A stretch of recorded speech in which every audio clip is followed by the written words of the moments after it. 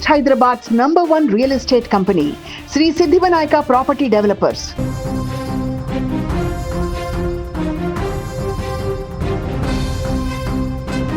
ఏపీలో విద్యార్థులకు వారి తల్లులకు ఇది నిజంగా పండగ లాంటి వార్త.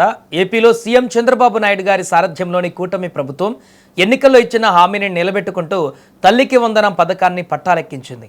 మీ పిల్లలు 1వ తరగతి నుంచి ఇంటర్మీడియట్ వరకు చదువుతున్నారా? అయితే మీకు శుభవార్తే. ఈ 2026-27 ఆర్థిక సంవత్సరానికి సంబంధించిన నిధులను తల్లుల బ్యాంకు ఖాతాలలో జమ చేసేందుకు ప్రభుత్వం అన్ని ఏర్పాట్లు పూర్తి చేసింది. మరెంతో దూరం లేదు. ఈ నెల 16, 17, 18 తేదీలలో ఈ డబ్బులు నేరుగా మీ అకౌంట్లలో పడబోతున్నాయి.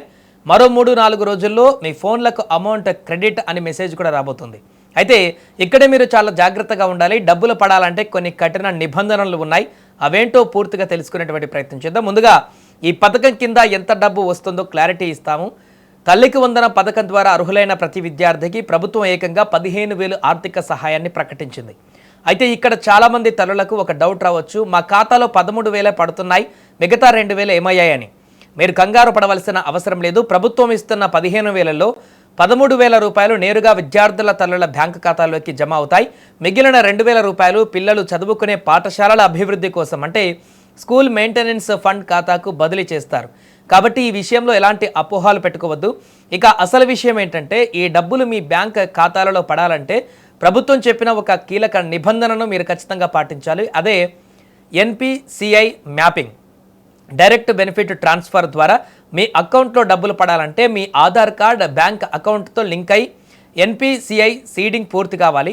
ముఖ్యంగా 1వ తరగతి నుంచి ఇంటర్ వరకు చదువుతున్న SC విద్యార్థులకు ప్రభుత్వం ఒక ముఖ్యమైనటువంటి అలర్ట్ ఇచ్చింది. వీరికి తప్పనిసరిగా బ్యాంక్ ఖాతా ఉండి తీరాలి. చాలామంది ఇంటర్ చదువుతున్న SC విద్యార్థులకు అసలు బ్యాంక్ అకౌంట్లే లేవు. కొంతమందికి అకౌంట్లు ఉన్నా NPCI మ్యాపింగ్ చేసుకోలేదు.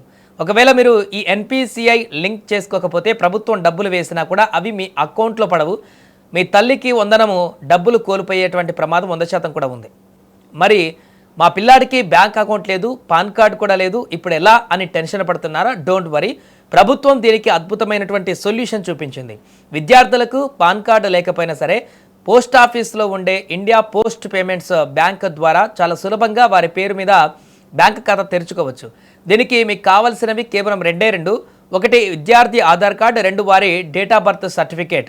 ఇవి పట్టుకొని మీ దగ్గరలోని పోస్ట్ ఆఫీస్కు వెళితే కేవలం 200 రూపాయల ప్రారంభ డిపాజిట్తో అకౌంట్ ఓపెన్ చేస్తారు. దీనిలో ఉన్న బెస్ట్ ఫీచర్ ఏంటంటే, పోస్ట్ ఆఫీసులో ఖాతా తెరిచిన కేవలం 24 గంటల్లోనే NPCIకి ఆటోమేటిక్గా అనుసంధానం అయిపోతుంది. బ్యాంకులో లాగా రోజుల తరబడి వెయిట్ చేయాల్సిన పనే లేదు. సో ఇంటర్ చదువుతున్న SC విద్యార్థులు మరియు వారి తల్లిదండ్రులు ఏమాత్రం ఆలస్యం చేయకుండా వెంటనే పోస్ట్ ఆఫీస్లో అకౌంట్ ఓపెన్ చేయండి. ఒకసారి మీరు అకౌంట్ తెరిచి NPCI కంప్లీట్ చేస్తే ఇప్పుడు ఫస్ట్ ఇయర్లోనూ వచ్చే ఏడాది సెకండ్ ఇయర్లోనూ తల్లికి వందనము డబ్బులు ఎలాంటి ఇబ్బంది లేకుండా నేరుగా అకౌంట్ ఖాతాలో పడతాయి. టైం చాలా తక్కువగా ఉంది, కేవలం 3-4 రోజులే సమయం ఉంది. కాబట్టి వెంటనే అలర్ట్ అవ్వండి.